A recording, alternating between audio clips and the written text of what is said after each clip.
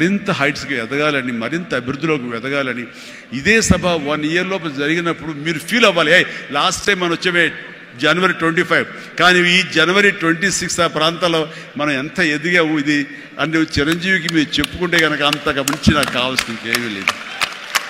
ప్రతి ఒక్కరిని మనస్ఫూర్తిగా ఈ అవకాశాన్ని సద్వినియోగపరచుకోండి, మీ యొక్క అభివృద్ధికి దీన్ని థ్యాంక్ యూ.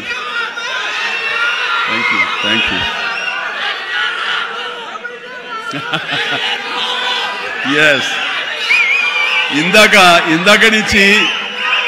నుంచి చాలా చెప్తూ నా అచీవ్మెంట్స్ గురించి చెప్పాను. Pawan Kalyan is my achievement, Ram Charan is my achievement, నా ఫ్యామిలీలో ఉన్న అందరు బిడ్డలు అందరూ కూడా నా అచీవ్మెంట్.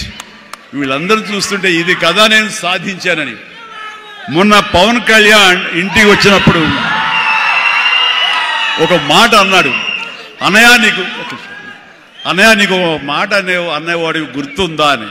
ఏమన్నానరా, మన ఇంట్లో ఇంతమంది మీరందరూ ఉన్నందుకు, నాకు ఈ అవకాశం భగవంతుడు ఇచ్చినందుకు ఇది నాతో ఆగిపోకూడదు. ఒక రాజ్ కపూర్ ఫ్యామిలీలో ఎంతమంది ఎలా ఉన్నారో ఆ రకంగా మరొక రాజ్ కపూర్ ఫ్యామిలీ మన మెగా ఫ్యామిలీ అవ్వాలి అని నువ్వు చెప్పావు.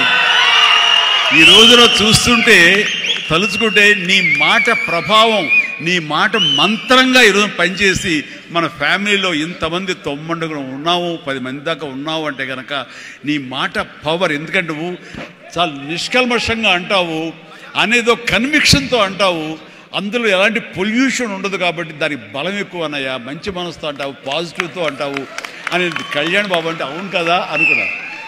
తెలియకుండా అదే ఒక పత్రిక కపూర్ ఫ్యామిలీ ఆఫ్ సౌత్ అంటూ మా గురించి ప్రస్తావించినప్పుడు, భగవంతుడా, ఇది మా గొప్పతనం కాదు, నువ్వు ఈ ప్రజలు, నా అభిమానులు, ఈ ప్రేక్షకులు మమ్మల్ని ఆదరించారు కాబట్టి మేము ఈ స్థాయిలో ఉన్నాము. అనుకున్నది ఆ రకంగా సాధించగలిగాము అనిపిస్తుంది. అండ్ గతంలో ఎప్పుడు నేను ఏ సభలోనూ ఇంత మనసిప్పి మాట్లాడుకోలేదు. అది మీతోటి నేను మనసిప్పి మాట్లాడుకునేంత ఆప్తుల మధ్య ఈ ఆప్తా సంస్థ సంబంధించి నా గుండెని టచ్ చేశారు.